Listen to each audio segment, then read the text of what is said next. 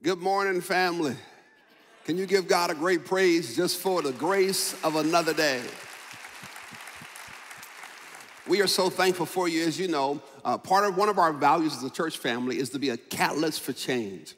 It simply means that we want to be engaged in our community, working to bring about better change. We're going to bring about change to better serve our community.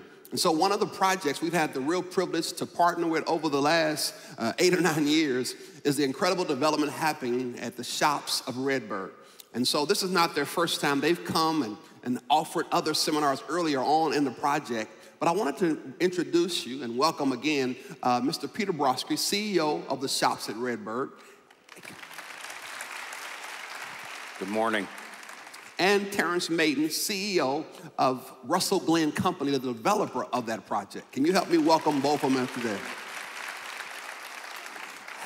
Concord and Redbird Mall have been connected throughout the years, and so we just want to say congratulations on the great work that has taken place over the last 8 to 9 years. I remember the early conversations when you got there, all the community meetings to try to get engagement and involvement from the community. Of course, our champion, Edna Pemberton, who spent a great season pouring into the life of the mall, keeping it alive for a season.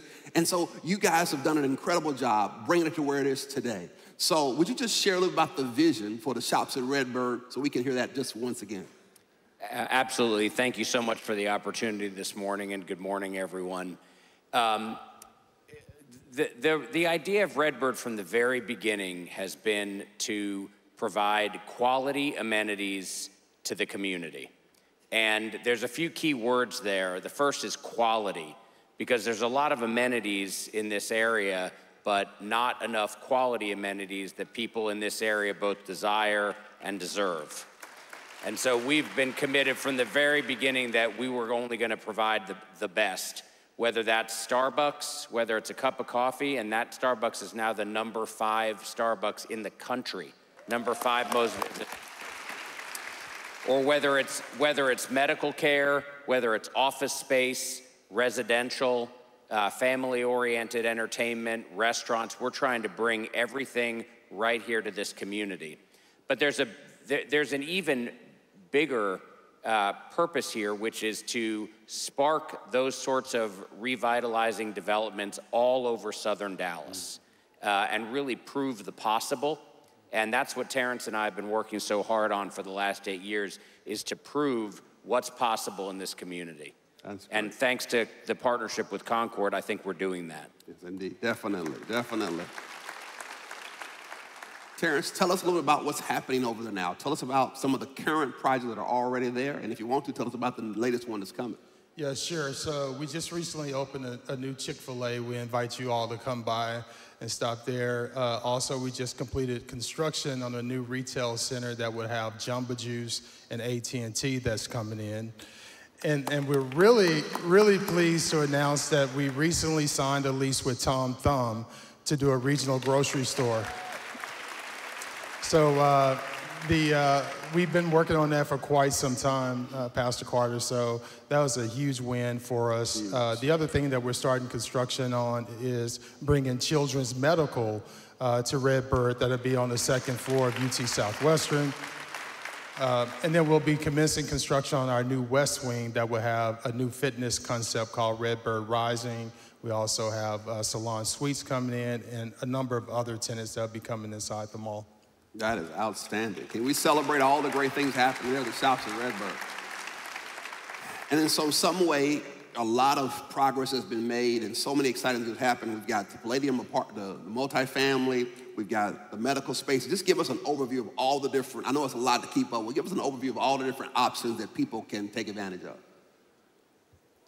Yeah, I mean, I think you mentioned it, access to healthcare is real huge for us. So we have Parkland, UT Southwestern, and now Children's coming in. In addition to that, we have the Dallas Entrepreneur Center, which is a really innovation hub for young, aspiring entrepreneurs to come to develop and to grow. Additionally, you mentioned the residential that's in, grocery store, retail, restaurants, so a true mixed-use environment that we're trying to create. Outstanding. What are you most proud of throughout this journey?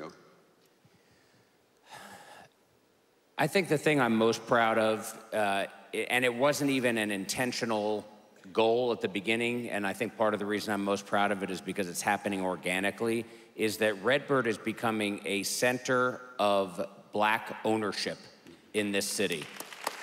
We have 5 or 6 businesses now, the Breakfast Brothers, the Chick-fil-A, the new fitness center, and all sorts of businesses at the Dallas Entrepreneur Center that are owned by folks who live in this community. And that's how you build generational wealth for yourselves and for your families.